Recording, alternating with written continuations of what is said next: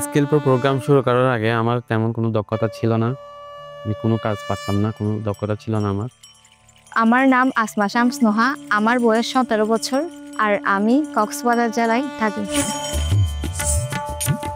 It's an opportunity to provide support to our citizens who are underprivileged and didn't have the opportunity to continue their schools because for several reasons, mainly for economic and social reasons.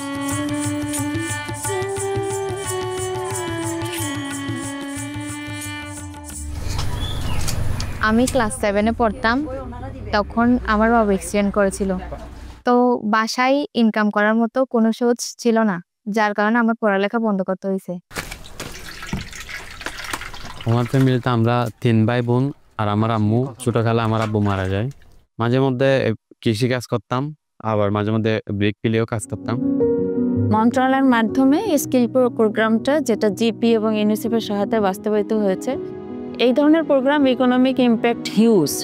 কারণ যারা এখানে কাজ শিখেছে তারা income জেনারেশনে চলে গেছে এবং তারা কমিউনিটিতে বসবাস করে এবং তারাও কমিউনিটিতেই অ্যাজ ওয়েল কন্ট্রিবিউট করছে এবং কমিউনিটি আলটিমেটলি কন্ট্রিবিউট করছে নেশনে। স্কিলফুল প্রোগ্রামটা হয়েছে 6 মাস, সপ্তাহে 2 দিন ক্লাস করতাম। আমি বর্তমানে কক্সবাজার একটা হোটেলে জব করি।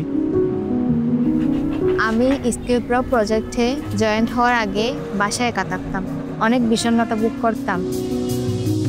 আমি স্কিলফুল প্রজেক্টে 6 মাসের কোর্স শেষ করার পরে যে কম্পিউটার দোকানে কাজ করতাম, সেখানে একটা জব পেয়েছি, এখন সেটা করছি।